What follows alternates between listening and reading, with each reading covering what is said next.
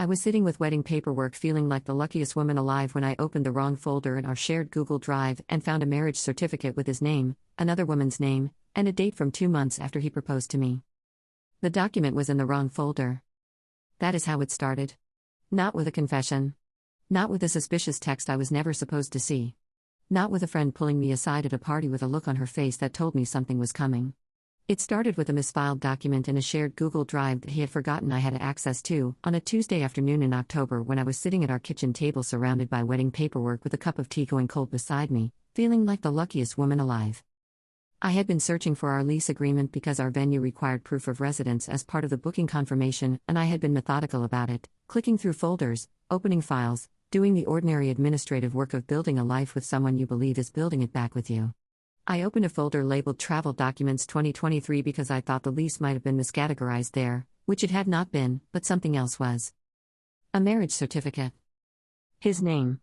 A woman's name I did not recognize. A date in March. A location in Mexico City. An official seal from a civil registry office. Signed, witnessed, stamped, and legally binding in every jurisdiction that recognizes international marriage documents, which includes ours. I read it 3 times. I checked the name twice. I looked at the date. March. We had been engaged since January.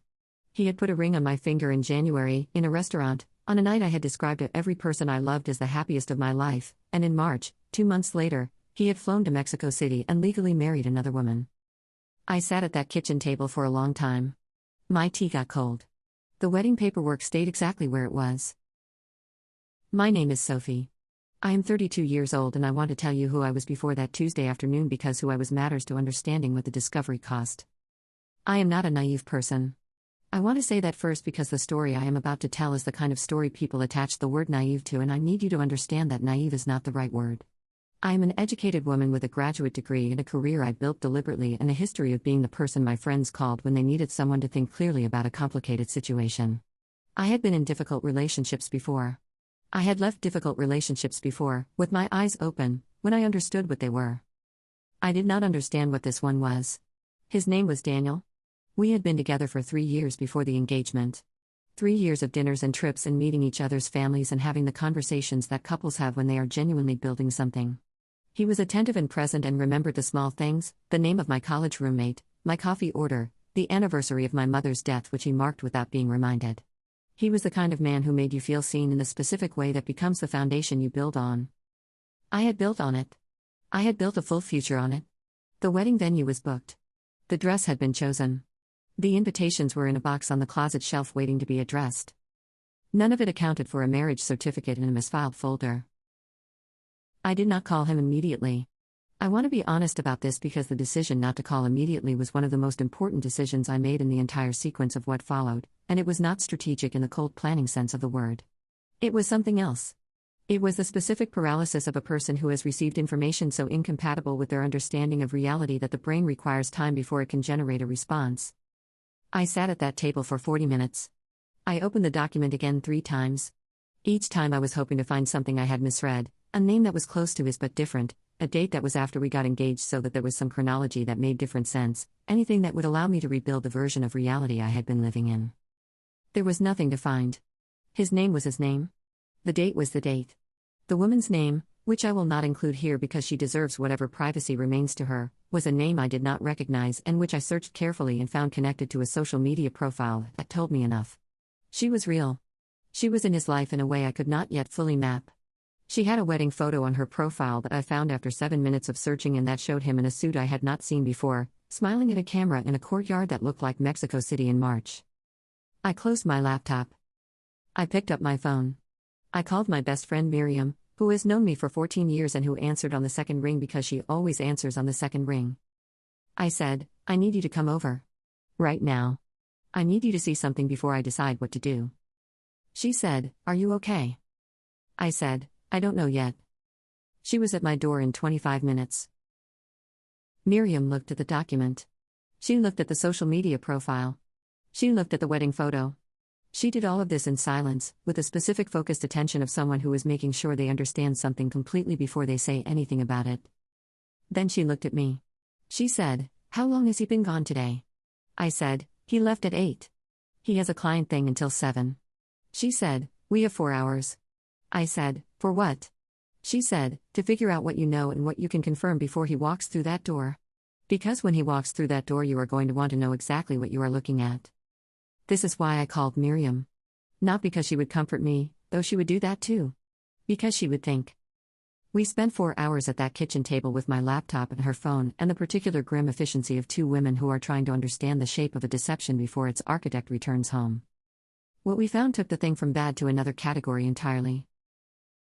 The trip to Mexico in March was in our shared calendar. I had known about the trip. He had told me it was a work conference, a technology summit he attended annually, something he had been to twice before during our relationship. I had kissed him goodbye at the airport. I had texted him while he was there. He had sent me a photo of the hotel pool and a message that said, "Wishing you were here." He had sent me a photo of a hotel pool while he was married to someone else in the same city. The calendar entry said conference, Mexico City, 4 days.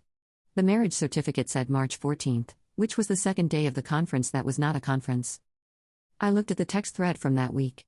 The messages he had sent me. The one that said the panels ran long today, but it was actually interesting for once. The one that said I found a good taco place near the hotel and wished I had brought you. The one that said I miss you. I put my phone face down on the table. Miriam put her hand on my arm. She said, "Keep going or stop. You decide." I said, "Keep going." We found 3 more things in those 4 hours that I will describe briefly because the description of each one is its own kind of nausea, and I do not want to stay in any of them longer than necessary. The first was a separate email account I found because he had logged into it on our shared computer and the browser had saved the address. I did not have the password. I did not need it. The address alone told me it was not a work account and it was not the personal account I knew. It was a third account I had no knowledge of, created with a name that was a slight variation of his. The second was a payment record I found in the shared bank account we had opened together for wedding expenses. A wire transfer in February, before the March trip, to an amount that was consistent with an international travel booking and some additional expenses I could not identify. He had never mentioned the transfer. It had been categorized in the account as wedding deposit, which when I looked at the amount and the date and the timing, was almost certainly not a wedding deposit for our wedding. The third was a contact in his phone that I saw when his phone lit up on the kitchen counter at 6:45, 20 minutes before he was due home. The contact was saved with a name that looked like a male colleague's name, the kind of name that reads as professional, that would not raise attention if I saw it in a message thread. The message preview that came with the notification was 3 words, and I will not repeat them here, but they were not the words of a male colleague. Miriam looked at me when I showed her. She said, "Okay. I'm going to be here when he comes home." I said, "You don't have to." She said, "I know. I'm going to be here." He came through the door at 7:12.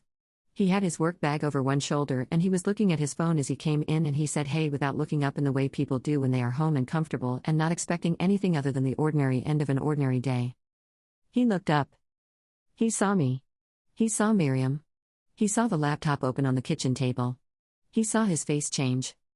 There is a specific thing that happens to people's faces when they understand that they have been found. It is not one expression. It is a sequence. There is the moment of registering that something is wrong. There is the calculation, visible if you know what you are looking for, of how much is known and how much might still be managed. There is the decision about which version of the next few seconds to perform. In Daniel's case, the calculation lasted approximately 2 seconds, and the version he chose was confusion, which is the version people choose when they are hoping the thing that has been found is smaller than it actually is. He said, "What's going on?" I said, "Close the door." He closed the door. He put his bag down. He looked at the table again. I turned the laptop toward him. The marriage certificate was on the screen. The confusion version ended. What followed was 40 minutes that I will not reconstruct in detail because some things do not need to be reconstructed, they need to be summarized honestly and moved past. He did not deny it. I want to give him that. He looked at the screen and he sat down, and he did not insult either of us by claiming the document was not what it was. What he did was explain. And the explanation was its own category of thing. He said he had known her for 4 years. He said it had started before us and that he had intended to end it and had not been able to, and that the marriage had happened because her immigration situation had required it, and that it was not a real marriage in the way that he and I were real, and that he had been planning to figure it out before our wedding. Figure it out. I said, "Figure out what specifically?" He said, "The legal situation." I said, "You were going to marry me while being legally married to someone else." He said, "I was going to resolve it first." I said, "How?" He did not have a specific answer to how. How was apparently a detail he had not worked all the way through in the months between January when he put a ring on my finger and October when I found a misfiled document in a shared Google Drive. Miriam had not said a word. She was sitting at the far end of the table with her hands folded and her face completely still. She looked like someone who had decided that speaking would be a mercy he did not deserve. I said, "I need you to leave tonight." He said, "Sophie." I said, "I need you to leave tonight and I need you to not contact me until I tell you I am ready to hear from you." He left.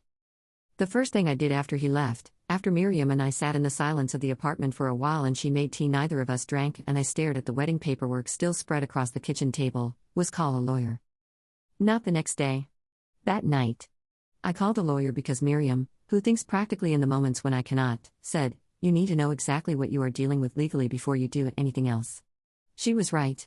The question of what Daniel had done to me was also a legal question, not just a personal one, and I was not going to navigate it without understanding the landscape. The lawyer I reached that night was a woman who took my call at 9 in the evening because her firm had an emergency line and because what I described qualified as an emergency in the specific legal sense of the word. She listened to the summary. She asked 4 clarifying questions. Then she said, "I need to see the document. Can you send it tonight?" I sent it. She called me back in 20 minutes. She said, "If he had married you while this marriage was legally in effect, your marriage would have been void. You would have had no legal standing as a spouse." I said, "He was going to let me marry him." She said, "Yes. And you would have had no idea." I sat with that for a long time.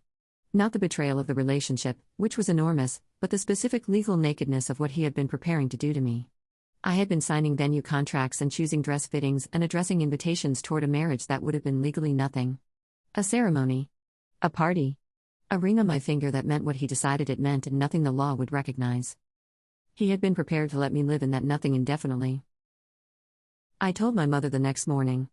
This was the call I had been dreading since 9 the previous night and I had waited until morning because I needed to sleep, or try to sleep, before I had the capacity to say the words out loud to someone who loved me the way my mother loves me. She answered at 8 and I told her. All of it. The misfiled document, the marriage certificate, the conference that was not a conference, the hotel pool photo sent from the same city where he had married another woman 2 days before, the immigration situation explanation that was supposed to make it understandable, the I was going to figure it out before our wedding.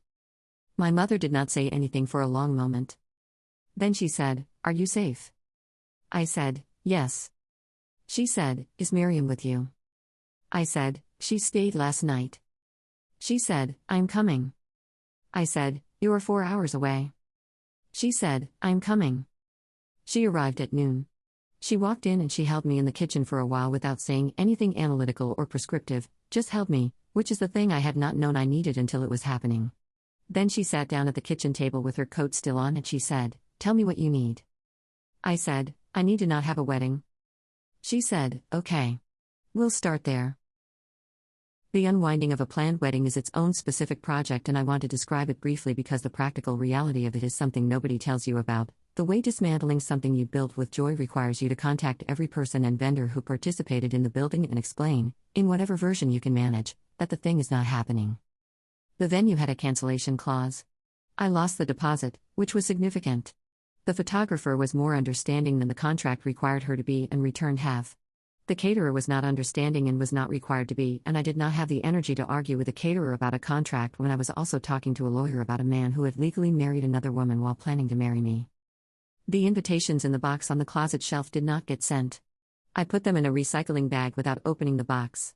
My mother did it while I was on a call with a lawyer because she understood that I should not have to do it myself. I told people in stages, in the order of how much they needed to know and how much I was capable of saying. Close friends got the full version. Extended family got a version that included the essential fact without all the detail. Colleagues got "We have ended our engagement," which is technically true and sufficient for colleagues. Daniel's family I did not contact. That was his to manage. Whatever story he told them is not something I have investigated. The woman he had married. I need to talk about her because this story is incomplete without her and because my feelings about her are more complicated than I expected them to be. I contacted her. Not immediately. It took me 3 weeks to decide to contact her and another week to figure out how, and then I sent her a message through the social media platform where I had found the wedding photo. I told her who I was. I told her what I had found. I told her that I was not contacting her to cause harm or to create conflict, but because I believed she deserved to have the same information I had and to make her own decisions with it. She responded 4 days later. Her response told me that she had not known about me either. Not fully. She had known he had a girlfriend in the United States. She had not known the girlfriend was a fiancé. She had not known there was a venue booked and a dress chosen and invitations in a box on a closet shelf. She had understood from Daniel that the American relationship was ending and that he was going to be with her and that the marriage was the beginning of building a life together. He had told her something that was ending while telling me something that was beginning. We had both been living in versions of a future he was constructing, and neither version had ever been real in the way he had led us believe. We exchanged 4 messages. They were careful and honest, and 2 of them made me cry in the way that very specific grief makes you cry, the grief of recognizing yourself in someone else's wound. I do not know what she decided to do. That is hers. I hope she is okay. I mean that without qualification. Daniel reached out 3 weeks after I told him to leave. He asked if we could talk. I said I would speak to him once, by phone, with a specific time limit, and that I was not interested in reconciliation and the conversation was for my information only, not his. He called at the agreed time. I had a list of 4 questions. I asked them. He answered them. I'm going to share 2 of the 4 because I think they are the most illuminating and the other 2 are too personal to put here. The first question was, at what point did you intend to tell me? He said he had intended to tell me before the wedding. He could not specify how far before. He said he had been trying to find the right time and the right way. I did not ask the follow-up question, which is what the right way looks like when what you are telling someone is that you have a legal wife they do not know about, because there is no answer to that question that improves on the silence. The second question was, did you think I would stay? A long pause. He said he hoped I would understand the complexity of the situation. I said, that is not an answer to the question I asked. Another pause. Then he said, yes. I thought if you loved me enough you would find a way to be okay with it. I said, okay. Thank you. I ended the call. I thought about that answer for a long time. He had known. He had known what he was doing, and he had calculated that my love was a resource sufficient to absorb it if it was revealed correctly and at the right moment. He had looked at what I felt for him and he had decided it was large enough to contain a legal wife in Mexico if the framing was careful enough. He had not been wrong that I loved him that much. He had been wrong about what that love would do when it finally understood what it had been recruited to contain. I'm telling this story 11 months after the Tuesday afternoon with the misfiled document. I want to be precise about where I am rather than where I think I should be, because those are often different places and pretending otherwise does not serve anyone reading this. I am not over it in the way people mean when they say over it. I am through the acute phase of it, the phase where the information was new and the disorientation was total and I could not get from one end of a day to the other without the whole thing sitting on my chest. That phase lasted approximately 4 months, and it was the hardest 4 months I have had since my mother's illness 6 years ago. What I am now is something else. Clearer. Not healed, because healed implies a return to a prior state, and I do not want to return to a prior state. I want to be in a state that has incorporated what happened rather than pretended it did not. I am a person who trusted someone completely and discovered that the completeness of my trust was the specific quality that made me useful to him, because complete trust does not audit, does not check folders, does not ask questions that might produce answers it is not prepared for. I am a person who audits now. Not with suspicion toward every person I encounter.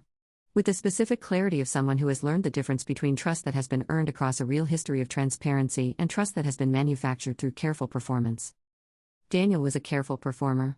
The most careful I have ever encountered. For 3 years and 9 months he performed a relationship so completely that I never found the seam. I found the seam because a document was in the wrong folder. One misfiled document. That is the margin. That is how close I came to standing at an altar in a dress I had chosen, in a venue I had booked, in front of everyone I loved, believing I was marrying someone who was already married. The margin keeps me honest. The wedding invitations are still in the recycling bag as far as I know. My mother took them when she left. I did not ask what she did with them and she did not tell me. What I know is that they are not in my apartment anymore and that the box is not on the closet shelf and that every time I open that closet I do not have to see it. The dress I returned. The venue deposit I lost. The future I had been building I have been rebuilding, differently, in the specific way you rebuild something when you understand more about the material than you did the first time. I had a first date 2 months ago. Dinner. A person my friend Renata had been suggesting I meet for a year and whom I had been postponing meeting because I was engaged and then because I was not ready. The date was fine. He was kind and interesting and at no point did I feel the electricity I had felt with Daniel, which I recorded as information rather than disappointment, because I understand now that the electricity was not a separate thing from the performance. It was part of the performance. It was how the performance felt from the inside. I am not chasing electricity. I'm looking for something that does not have a seam. I may not find it soon. That is acceptable. I have things to do and a life I am building, and a lawyer who helped me understand the full legal picture of what had almost happened to me, and the understanding itself is a kind of foundation, solid in the way that things are solid when they are true rather than performed. I check the shared drives now. I audit. I will not find a misfiled document again because I will not have unexamined folders in my life again. That is not a sad thing. That is just what truth costs and what it is worth and what I have decided the price is fair for.